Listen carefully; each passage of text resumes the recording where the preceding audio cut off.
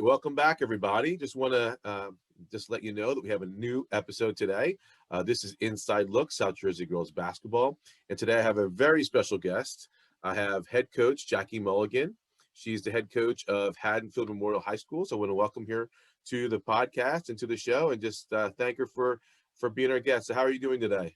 Great. Thanks for having me today, Mike, and all you're doing for South Jersey girls basketball. I love listening to all other podcasts, all the other coaches. We really appreciate it. Thank you so much. I'm just so glad. So let's get started. So let's go to your background and where you grew up, and we'll talk about that a little bit. So so where are you from? So I grew up in Stratford, New Jersey. I went to Sterling High School. So where I'm from originally. Okay. And so what sports did you play when you were growing up? Growing up, I played everything. I grew up on the street with a lot of boys that played soccer, baseball, stickball, whatever it was. And I just really liked being out there with them. And when I was little, softball was a big sport. I played softball. My dad was my coach. I loved tagging along as he coached some of the older kids. And then soccer was a big sport growing up. Really couldn't start playing basketball until about 5th grade. So that's when I started playing basketball. So continued with those three sports, basketball, soccer, and softball when I was younger. Okay. So when you were growing up, did they have girls only league, or were you mixing with the boys, or? For basketball? Yes. For basketball in 5th grade, it was like I played in the Gloucester Township Athletic Association. And that was all girls. And the guy who ran that did a really good job running that. And my dad was my coach for a couple of years, but that was all girls at the time. Okay, very cool. And then you move on to high school and you went to Sterling. So what was it like, being an athlete at Sterling? Is it a big school, small school? Sterling is a Group 2 school. And when I was there, and it was a perennial powerhouse for girls basketball. Very good program, had an excellent coach in Bill Ulrich. So there was a high expectation for success there. I tell my girls all the time it was a different time. I enjoyed basketball and I played basketball year round by the time I got to high school. But, there was only maybe 1 or 2 AAU teams at the time. I had to go to Philly to play for an AAU team. So it's just a little bit of a different time, but a lot of fun. And my high school coach, he played at Duke. He had coached boys, so he had a really high expectation for girls and girls basketball. So it was a great place for me to be. Yeah, it's amazing. I mean, you think about, how much the sport has grown. So it's come a long way for the ladies now, and there's just a lot more opportunity, like you said, than there was before. So after graduating from Sterling, where did you go to college, and why did you choose that particular school? So I went to Penn State, and I just chose it for, I felt like their vision for excellence and wanted to be, be the best and make it to the Final Four. I had visited some other, Division I schools, and I liked them. I loved the people, the coaches that were there, but I really felt like Penn State wanted to take their program to the next level.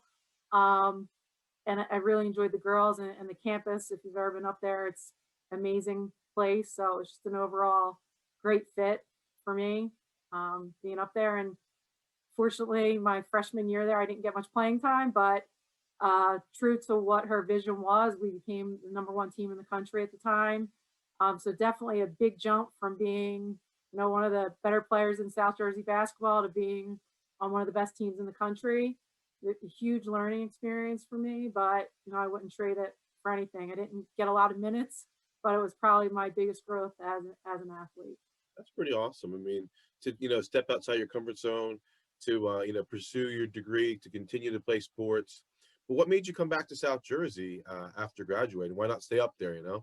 Well, family's really important to me. I traveled with a lot of people, my grandparents, my aunts, my uncles, my mom, dad, sister, brother, everybody came to my game, and I just really enjoy being close to family. When I had come back, like I said, my high school coach, Bill Ulrich, was still the high school coach. His JV coach was leaving at the time. So there was kind of an opportunity for me to step in and be his JV coach. Just really a great fit, and having teammates from other parts of the country. What we had here with, the Al Carino Club and South Jersey basketball, they really did at the time try to promote girls sports and recognize girls. That shift from the newspaper and the recognition that we got has kind of more been a downward trend since I have played. But it really is a great place. I think on one of your last podcasts, you did point out like a lot of the talent we've had here in South Jersey. So I think it's a great place to be, a great place to coach basketball. Yeah, it's like a hidden gem, and I'd love to see, the programs, the teams, the players, past, present, and future, get more exposure, get more Right. recognition, not only in our area, but throughout the state or even throughout the tri-state area. I just know that there's good basketball. I mean, we were talking before this. I was watching, some different podcasts or different live stream games. I was watching Paul the Six play. The other day I was watching Haddon Township versus Clearview. I was watching Haddon Township versus West Deptford.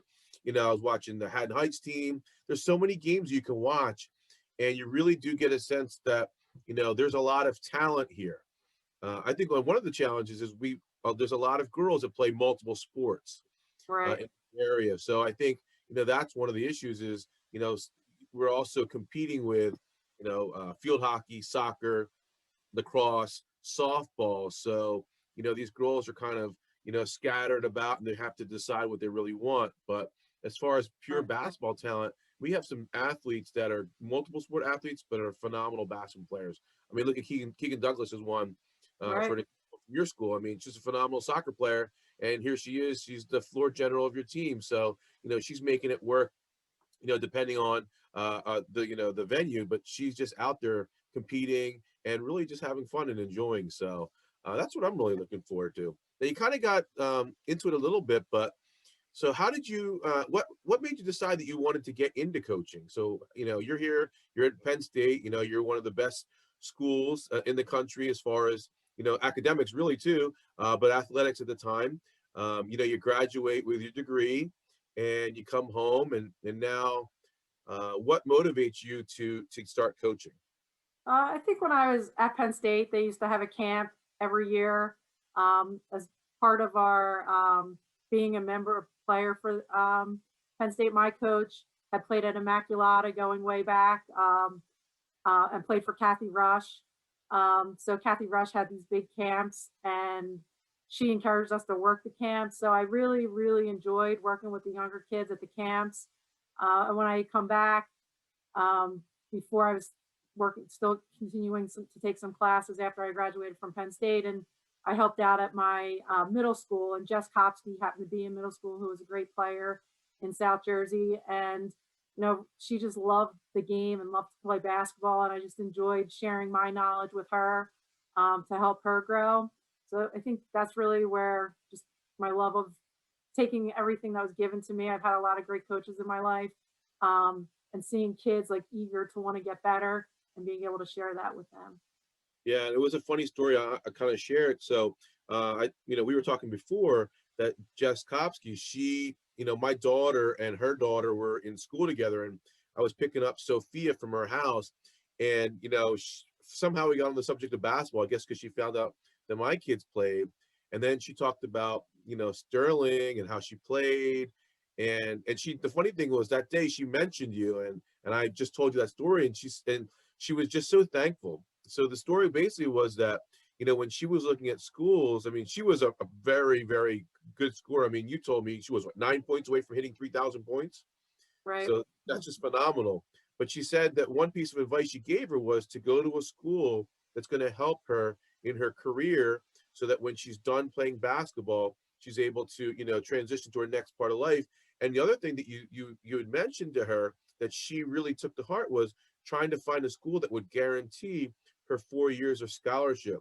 And she shared with that, she had a pretty good freshman year at Drexel, and she was at a stoplight in the city, and she got into a really bad car accident, and she was never able to play basketball again. But she attributed, her success, and her opportunities that she had to the advice that you'd given her. She really just loved the fact that you spoke to her a little bit and gave her some advice, and respecting the fact that you played Division I, and you knew what it was like and what to expect, and it was really just nice that you're able to do that. But this is like what we're talking about, having coaches, having resources, and just guiding our youth, trying to get them to where they need to be. Some of them are going to play in college, and some of them aren't. But as long as we can mentor them and, help prepare them for life, I think that's what basketball is really, what really needs to be. It needs to be, something that's going to prepare them. So here you are, you're coaching middle school, and you get into high school. So how did you get into the position you're at now at Haddonfield? So kind of a neat story, I guess, a different story. So the girl that was the JV coach at Sterling had decided to start a family, and she had stepped away from coaching. So my high school coach, knew I was kind of helping out with the middle school, so he had asked me to come back. We were very successful as a team. They had won the state championship the first year that I had come to help out. Then the following year, we had everybody back, and January of that year, he needed to go out and have like a quadruple bypass surgery. Wow. So I became the interim head coach. I don't take any credit for any wins I had under that interimship of time, but we had a lot of talent on that team. And it was really just kind of holding the pieces together, but from a standpoint of, really understanding what it takes to be a coach. My AD said to me at the time, you move 6 inches over on the bench and a whole different weight comes on you, but really learned the setup of when it was mid-January of the season when he had to go out. The system was in place for what needed to be done and how to run the team, and the expectations were there. So it was really just an easy position to be in. Fortunately, he was able to come back and be on the bench. His doctors wouldn't let him stand and coach, but was kind of able to be on the bench coaching for the Tournament of Champions win. And then, after he had been coaching a long time, so that was his final year.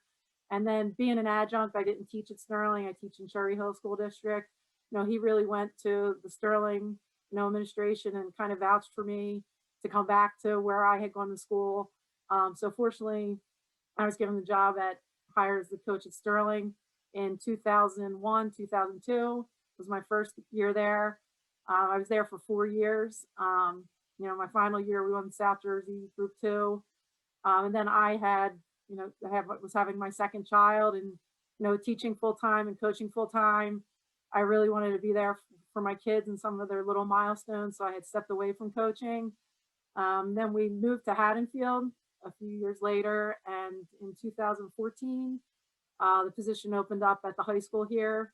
My coach at Penn State had coached her daughters. I know some other coaches in South Jersey have coached their daughters and always have spoke about what an amazing experience that has been.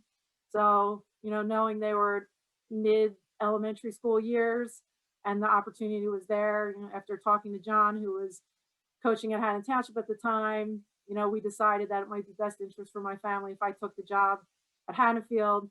So he resigned from coaching at Haddon Township. And then, it's been just a great experience here at Haddonfield. Great administration, great kids to work with. Yeah, that sounds kind of awesome. I mean, to be at the place where your kids are going to be, because think about it. Most time as a coach, if you're in a different school district, you never see your kids. Right. They're playing at the same time you're playing. They're practicing the same time you're practicing. You're going back, a couple of years ago, not everybody had live stream. So you're probably watching it if you could on Huddle if you're not at your kids' Right. game live. But now, you get to be a part of the experience. You're there, John's there. You get to see your kids. You have that school pride. You live in the community. So there's a lot. And I think like the one thing you had brought up one time was, I think I've heard you say, it's just those times you spend with your kid. Like we could have a practice, but we live in Haddonfield. It's a small town, so it is only a 5 or 6 minute drive. But those little times you get in the car with each other, going back and forth to and from practice, before they have to get home and study, they're just really special times to have with them. So. Yeah, I definitely think so. Even so, more now, our kids are sophomores in high school, and you realize they're only going to be here for almost 2 more years. Right. And then they're going to be gone. And it's just goes too fast. And you just want to have every moment with your kids, and you want to be able to enjoy it while you can. So, I definitely can understand why you'd want to go to Haddonfield. besides the fact it's a phenomenal school, but just that your kids are there is just an added bonus. And then your family can just, grow up and go through the school, and they can, really enjoy, you coaching them, and then just being a part of the community. So you're at Haddonfield now, and you've been there for a number of years. I know you've been pretty successful. We'll get to that in a little bit, but why don't you talk a little bit about, what do you enjoy the most about coaching? And maybe you can talk about your coaching philosophy, like what try to instill in the kids. I think that the thing I enjoy most is the relationships with the players on my team. Our boys coach, Paul Wiedemann, is a great person to bounce ideas off. The relationships, watching your daughter having had a little impact in her growth as a player, and seeing kids, kid from Highland the other day played with Katie that I've had to coach, seeing people in gyms, getting to talk to them, relationships with other coaches. But I really think it's the relationships, and especially relationships with the girls on my team. Like you said, Jess Kopsky, really throughout, watching her grow as a player, giving her little pieces of advice that I think at times in high school they might not always appreciate. And I know firsthand, I did not appreciate my high school coach's advice, but there have been numerous occasions I find myself giving his advice to the girls that have given it to me. And I call him at the beginning of every season to talk with him. Still to this day, I call him and we talk basketball and check in with them. So having those long-term relationships, meeting people short-term and seeing their success is really what I enjoy about it. Yeah, I remember, not many people know this, but when Gabby first started getting into the AAU, you were one of her first coaches. So you coached her for a number of years, and then John and also Tommy was there too. So, you played a really important role in her development. And like you said, it's just cool because you get to see the kids grow, you get to see the kids, develop, and, really just feel like you can contribute to hopefully their success. And I think that's Right. every coach's job, is to prepare the kids so that they can be successful later in life, whether it's in basketball or just in school, but in general, just helping the kids become, better people so that they're able to be successful in life. So Right. let's talk a little bit about your program history at Haddonfield. So can you share, some different things about your program that maybe our listeners can find out about? Maybe they didn't know. I know that what group? You're group 2, right? We're group 2. The Colonial is broken down into 2 divisions. So there's like a bigger set of schools in the Colonial and a smaller set of schools. So we're in the larger set of schools within the Colonial, still pretty small schools in general. We've had some success. Their Colonial Conference, a lot of great coaches, typically low scoring, epic battles where we're trying to, shut each other down, take away our each other's strengths. So it's been very competitive. Sterling, was pretty dominant for a couple of years. I think we kind of switched back and forth with them. We lost the conference to them like 2 years ago on 2 1-point games at the buzzer. And then we beat them the following year. They've graduated a lot of talent that's now going on to play in college. But the Colonials are a pretty tough division. I think this year we're showing going out and beating other teams. Haddon Township just beat Clearview. I know Haddon Heights beat Eastern. So, on good years, we like to reach out, play some of those bigger schools, and really take pride in being able to hang with and beat some of those bigger schools because we typically are a little bit smaller. Haddonfield's a great community. You talk about multi-sport athletes. That's kind of what we're about at Haddonfield, being successful since there are small numbers, trying to get those kids to come out and play multiple sports. And, fortunately this year, as in past years, I've had a lot of kids that play 2 and 3 sports, and, give a lot of credit to the coaching community at Haddonfield, our girls lacrosse coach, our girls field hockey coach, our girls soccer coach, kind of support all of the kids, and a lot of crossover skills, a lot of fundamentally sound and some of the core skills that they have there. So. Yeah, that was the one thing that I was always impressed about with Haddonfield. Man, they always, no matter what the sport was, at least for the girls, I felt like they could field multiple teams. And I used to think of myself like, wow, this is a group 2 school. So there really aren't that, compared to like Cherokee, where we're a group 4, I think in football they're group 5. That's a pretty large school. But for the amount of people that you have in your town and the amount of people you have in your school, like you're producing athletes. And I'm not just talking like regular athletes. I mean, they're all really competitive. They're strong athletes. I mean, they're hardworking. Every kid that I've seen come out of Haddonfield, growing up, like, wow, this kid's just unbelievable. So maybe it's the close knit, part of the community, because the kids grow up like family basically, that Right, they just work their way all the way up and they know each other, and it's almost like that little competition between each other because they want to be able to be better, and it kind of pushes each other. So here there's some kids that they don't even meet each other until they get to high school. We have two middle right, schools. I think there's like 6 or 7 elementary schools. If you live on one side of the town in Marlton, a lot of times you don't mix in with other kids. So maybe that's the added advantage of being in a Haddonfield. You're right. part of the family from the time you grow up, till the time you go into high school, and then you move on, and they're still friends. People come back and live there. So it's Right. just a And I think they enjoy being together. And you had mentioned that about the number of teams we are able to field. Like since I've been here, we've been very fortunate to be able to field a, a varsity JV and a freshman team. And our freshman numbers are pretty good this year. We had about 18 kids come out for the freshman team. So uh, they want to play. They want to play together. And they see the benefit of playing multiple sports. So they might be a really good field hockey player, but kind of understand that basketball will help them become an even better field hockey player. So it's been a blessing, really. Yeah, and I think the other thing too is some of them I find join the sport just because their friends are playing. I think they want to be with their Right. friends, so it gives Mhm. them an opportunity to be able to hang out with their friends. So I mean that's factored into it. But it's just amazing. I mean, there's some bigger schools that they can't even field a freshman team or a Right. JV team. Now here you are, you're fielding all three, and that's just great. I mean, from year to year. So let's talk about maybe last season, and we can talk about how the season went, and then go from there. So, how did your season go last year? We had a good season last year.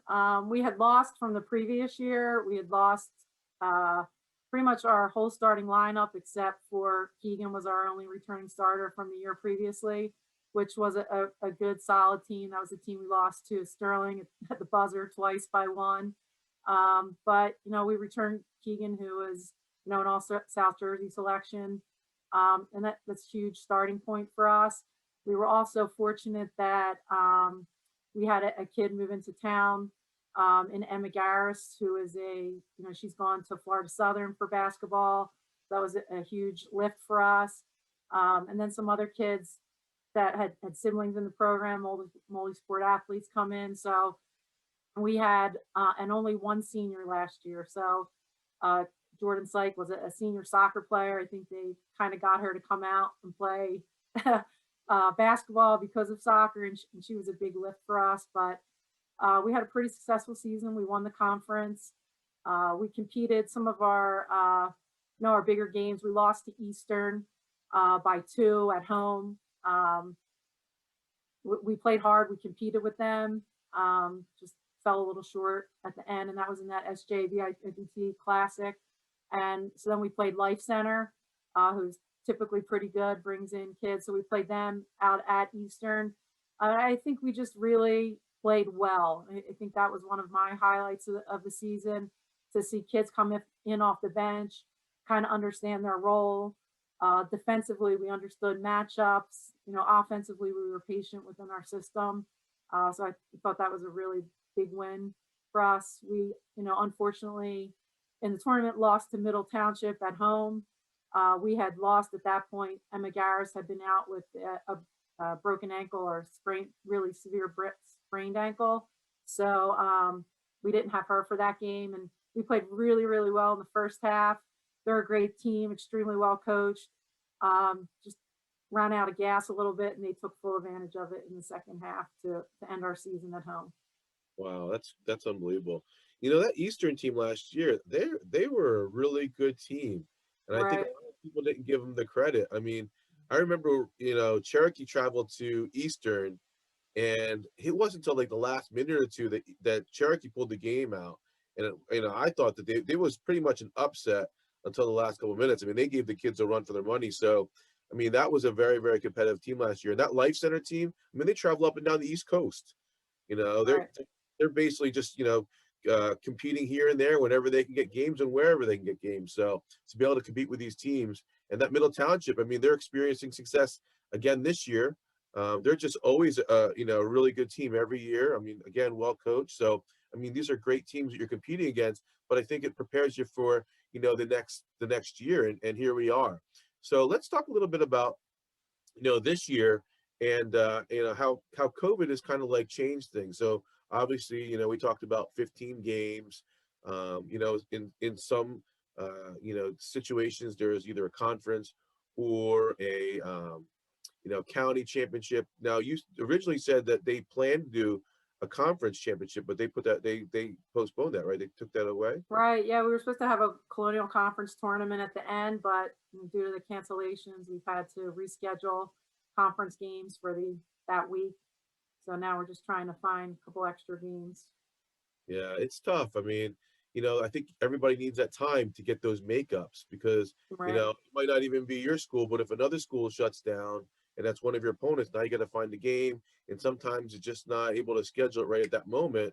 It just doesn't work out. You need that extra time, but at least they gave us another a week where you can do 4 games in a week. So if you really want to squeeze it in, you could. So Right. tell Right. us about you're preparing for this year. I mean, I know it's a lot different than other years. I mean, typically, you have your Thanksgiving dinner, and then all of a sudden, next week you're starting your tryouts and your practices. So how are things different this year for your team, as far as preparing and getting them ready and practicing? Has it been impacted much, or? I think we were a little impacted early on. We had some, I thought good numbers when I had my initial meeting, but as the season started, the first week of the season, since we are, typically a lot of multiple sport kids, some of the kids that I had a couple freshmen last year that I was able to bring up, play some JV and varsity time, and they play on a club soccer team, and we're going to be traveling, and that was kind of a deal breaker for them if they were going to be traveling out of state and we're going to have to quarantine for a couple weeks. So they weren't able to play. So I lost a couple kids from last year's team. So had to bring up, about day 7, we brought up 4 freshmen to just help our JV varsity numbers. So that was a big transition to try and get, you have your team back from last year, and then 7 or 4 new kids coming in. So there was kind of a balance with that. So that was a big transition. Fortunately, I returned my starting 5 from last year, but for the seniors, I returned. And then we also returned 3 kids that were seniors previously that really wanted to be part of the team. I don't know how much COVID impacted them wanting to come back. Mackenzie Blake played for me as a sophomore, got big minutes, was a big contributor, and then she's a great lacrosse player, had torn her ACL in lacrosse and was out all of last season, so she returned this year, as well as another soccer player, I think Katie Mccormick, Oh, yeah. had played for me as a sophomore, but kind of went in a different direction as a junior, and she came back out this year. So as well as Ava Narducci had played for them, played with that group. So it was another senior that had come out this year. So it's been great to have them all back. So I have 7 seniors. So there's a lot of energy and practice of them just being happy to be together and having the opportunity to play a sport together, and really trying to be patient and help me bring up this crew of freshmen and sophomores that are just kind of new to the program. So from Yeah. that aspect, it's been a little bit different. Some of our early cancellations, we actually got to the gym at Haddon Township, and their AD met us and said he had got a phone call that they were going to need to possibly shut down. So we were actually at the gym and then had to turn around and go home. And then a week later, we got on the bus to go to Collingswood and got a phone call that, we had to wait and see that they may possibly be shut down. And when the girls were in their uniform and I told them we were just going to practice, there was, instant deflation of their attitude and energy. So, we had a fun scrimmage trying to make it light. We don't typically have too many what I call out of control scrimmages in practice, but that day was kind of just like mix it up. It's tough. I mean, one thing I'm noticing is I noticed that a lot more soccer players came out for their high school teams this year than previously did. And I think a lot of it was because a lot of the academies and clubs were not playing in the fall because of COVID. So now they had an opportunity to play for their school. And the one thing that I always noticed too, and one of the reasons why Gabby got away from soccer, is there's that Jeff Cup that's always scheduled in like the very, very beginning part of March. And, it really, it goes into your basketball season. And I remember when she was younger, that was always our playoffs for ICBL. And I Right. remember going like, she just can't go to these tournaments because she's still in her basketball season. Basketball season was her number one love, and she didn't want to give it up. So she had to, change teams because it was just their seasons just started earlier and earlier and earlier. And that's what's happening to basketball. They're just in the crunch. Everybody plays soccer or field hockey, lacrosse, and softball. The middle season is really basketball, but now everybody's preparing, so they're training and doing all kinds of Right. things like that. So one season starts before the season can end, so now you're having kids that play soccer or softball who might not finish out your season, or maybe they start the season, they don't finish out because you make it to the playoffs. So it's really tough. I just wish that other sports would realize that high school sports go until a certain date, and I wish they would, kind of, tailor their program to let these kids have that opportunity. Too many kids are specializing, and I think that they're missing out on a big experience. And I think that your kids, especially at Haddonfield, they have a different experience than everybody else because a lot of them are playing 2 or 3 sports, and they have the Right. opportunity to play 2 or 3 sports. I think if you were to pull a lot of these kids, I think more kids would want to play multiple sports, but they're afraid that they're going to miss out. They're afraid of upsetting their coaches. They're afraid they're going to lose their spot on their team or whatever it is. So it's forcing them to maybe quit a sport where they probably could have had some success, and giving them more options if they do decide they want to play in high school. So that's one thing that I would love to see, is just to have more opportunity. But maybe with this COVID, they would shrink the season a little bit. I mean, they should. You could play 15 games in 6 weeks. We started. Right. It's a long season. You start in what, right after Thanksgiving, so the beginning of December you're starting your game, somewhere around then, and then you're ending like in the middle of March, end of March, depending if you make it far in the playoffs. That's a long Right. season. That's So long. maybe if you could shorten it down a little bit, and it maybe end it a little bit earlier, those kids could play basketball and then still play their club soccer or their club lacrosse or anything like that. So it's just a thought. Um, so let's talk about maybe some, what are your goals this year? So you only have 15 games. You don't have your conference championship anymore. So what are you trying to accomplish with your girls this year? Knowing that you don't have the things like the state tournament, a full season to look forward to. I think it's just really feeling good about ourselves at the end of every game. We played Haddon Heights, very tough and competitive. They played a great game. I feel like they took us out of a lot of what we want to do and what we can do.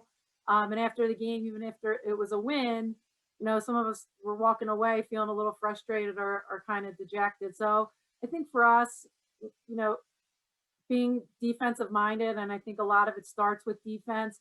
So us playing good defense kind of translates a little bit into our offense.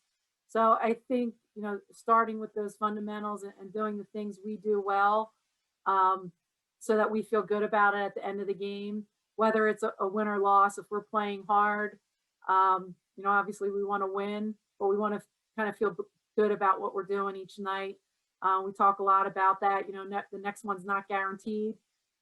So just kind of leaving it all out there, playing the way that we talk about how we want to play.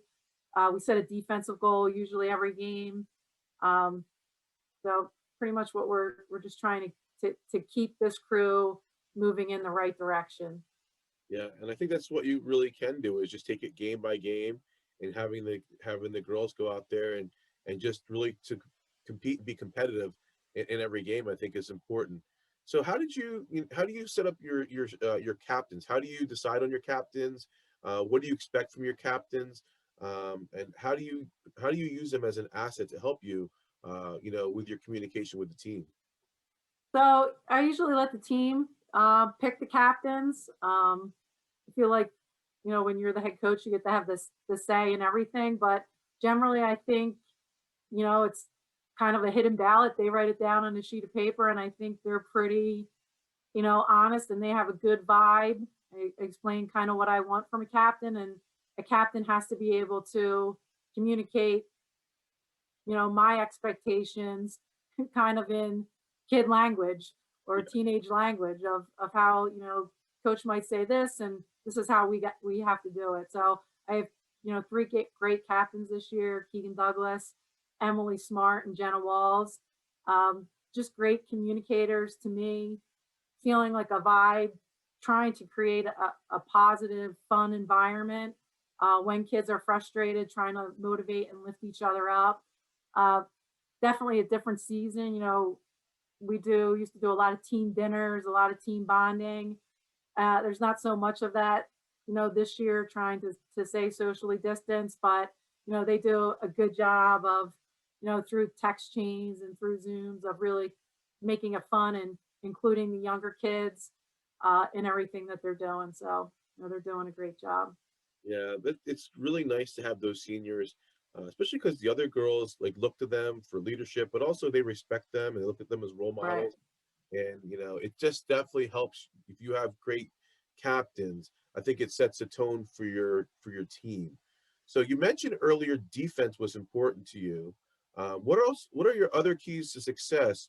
That you would talk to your girls about and say, hey, these are the things that we need to do, day in and day out, every game, in order for us to compete. So what are some things that you would like to see from your team?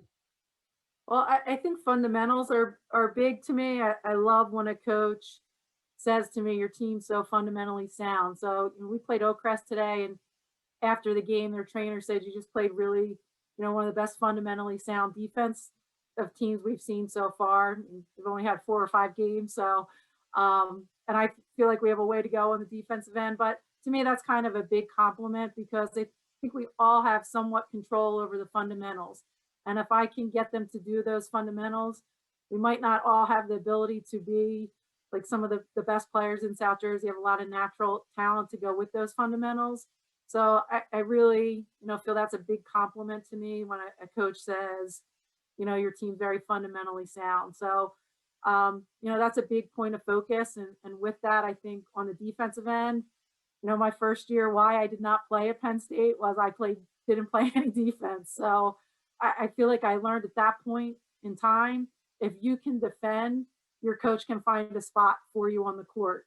Now, if there's kids on the team that could score, if you can go in, get a stop on defense, get a loose ball, that's a positive contribution to the team. And I try and drive that home that, you don't have to be a leading scorer. And the past couple of years, I've had a lot of great kids that didn't score many points, but they knew their role. They defended, they got steals, they got rebounds, and allowed us to go down the other end and set up our offense. So I do feel like I harp a lot on defense because I feel like that's something that doesn't require a whole lot of talent. It's a lot of heart and a lot of fundamental remembering to get your hands up on defense, remembering to box out, um, running down loose balls. So kind of starts with defense for us. And then to translate into the offensive end, we do have a lot of kids this year. I think probably, the most offensively talented team that I've had with some kids that can shoot.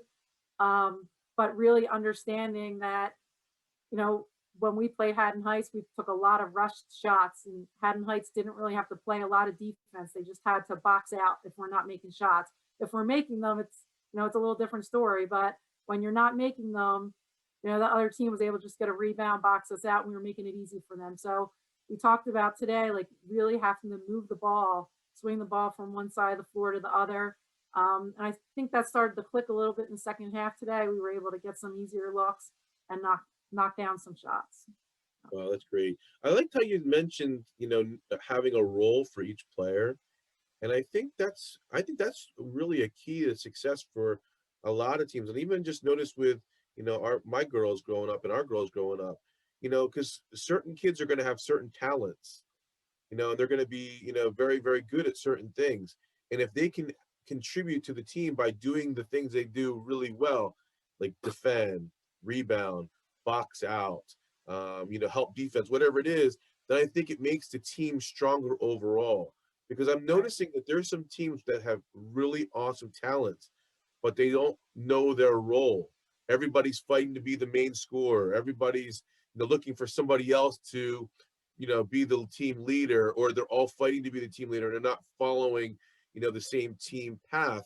And I think that knowing the role, really, really is very important for success. So we talked about fans a little bit earlier. So how do you think that, fans, now that you didn't have them in the very beginning, and now they're starting to allow fans in, how do you think that's going to impact, your home games? Having actual, parents there. I think the parents and the girls will be happy that they're there. I needed to talk to the trainer when I stopped in at the boys game today, and there were some parents in there, but they're spread out, wearing a mask, kind of quiet. So we have, fortunately in Haddonfield, our booster clubs have put together the cardboard cutout fans in there. So no, I don't see it being much of a change. Just kind of special for the parents to be able to get in and see the kids in person. And special for the girls to have their parents in the stands. We did, we were a little nervous, so we had our senior day, our first home game. But I think, hopefully, if all goes well, when we have them in the stands and another home game, we can honor their parents along with the girls this time. So I think that'll be a nice change. Yeah, I've talked to a number of coaches, and I think there's like a toss up. So if we celebrate them early, we can do it, get it out of the, almost get away, but not like, I don't mean that in a bad Right. way, because if you get shut down, then you can't do it. But then other coaches were like, well, if I wait later in the season, if there's a chance that parents can come, then we can do it then. And then some coaches are just like you and said, well, I'll do it early, and if they allow fans in, I'll just do it again. What's the difference? They're seniors, let's Correct. just keep the whole experience and let them enjoy, their senior year and their parents and things like that, which is really great. I have to ask you this. I know this is really not off topic, but how is it playing in the new gym versus the old gym? Because I know that like you didn't have that facility for a little while. They were redoing the floor. How does the new gym compare to the old gym? Maybe like atmosphere, is it different? Is the floor Well, different? they really didn't do too much to the gym, except there was more structural stuff than kind of any major changes to the gym. It was painted, so it's a little bit brighter inside. Cherry Hill East was a phenomenal facility. It's close, really close to home, so we had a lot of success there. So I can't complain too much about Cherry Hill East. I think the nicest thing is one, the practice time. We were practicing in our middle school for 2 years, so that was a little bit of a difference. And also the travel. Every game was a road game, so some of the girls homework wise, it was a really long day. They used to be able to come, midway through the JV game if they were varsity, or if they were JV, they could leave afterwards. Whereas when we were on the road, they had to stay for that whole time, get there early for the JV game and stay till after the varsity game. So Yeah, that was that's kind of that's an the major adjustment. difference. But That's there is definitely. no place like home. Haddonfield is a great facility. When it's full and there's a lot of people in there, it doesn't take many people to fill it up. You kind of sit down, so I think it's a little intimidating to opposing teams. Yeah, I remember when we played there for travel, it was loud. Right. That place was just like, I mean, you could have 10 people and it would feel like a stadium full, like every seat was full. So I think that was fun about playing in that, for the girls to play in that gym. It was just, the energy was just great, And I liked how they did lighten it up because you can see a lot better in there. Because I felt like last time, when we had been there, it was a little bit darker. So it gives it like a new vibe, a new, like cool, like energetic vibe. But I have to say that I don't know how you practice in the middle school gym, because those lights, anytime we go to the middle school gym, my eyes would be like blinded for like 2 days because of those. I don't know what they do with those lights, but you Mhm. survive. Yeah. It's just so crazy. So we're getting to the tail end of the interview here. So I kind of want to just talk a little bit about the South Jersey girls basketball community. And since you grew up here and you played here, what has changed, or has anything changed for the better? That we didn't have earlier. I know the one thing you said earlier was there's not as much coverage from the newspaper. It's like year to year, it's like the budget keeps on getting cut, and you have less and less coverage in the actual paper. And I think that's a negative. right there, and that kind of hurts. But what do you think has been positive since you came up? I think there's, a lot of positive. I think when I played, I think the coaches, every coach you play is prepared to play you. So every game, you have to be ready to play, really, no matter who you are, because every coach is going to be ready for you. Some teams, like this year, we're fortunate to have some more talent, but, we're battling the first half with teams that are prepared. We're just kind of they run out of steam a little bit. But I think overall coaching has really improved, and um, people are spending a lot more time preparing for teams and each other. I think the coverage, like yourself, I think there are a lot of great writers, the guys from NJ.com. Tom McGurk came out to our game the other day. So I think there are writers that are putting things on Twitter. If you're like my dad, you're not on Twitter, you might not see that, but I love Twitter. It's my biggest source of information. I think that tournament that Mike Callahan runs is a great place to kind of gather. He recognizes some kids there.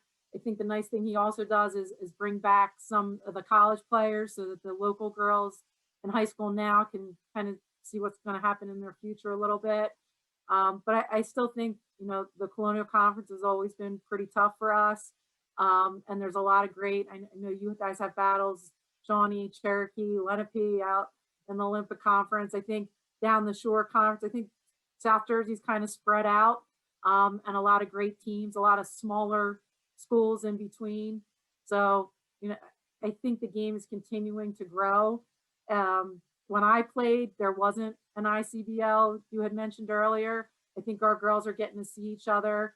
Now we have seventh graders that compete against each other that will continue to go through high school. So they know each other from an earlier standpoint, where when I got to high school, I didn't really know the girls from other high schools as well. And I think now you have kids that are competing that are playing, like Keegan plays with Isabel or the Therian. So they get to know each other through that. And there's I think a bigger camaraderie amongst players on different teams, cheering for each other, playing their hardest against each other, but really cheering for each other and trying to promote each other as well. Yeah. I mean, the one thing I do notice, and I think it's one of the reasons why girls basketball has improved, is there's a lot more trainers.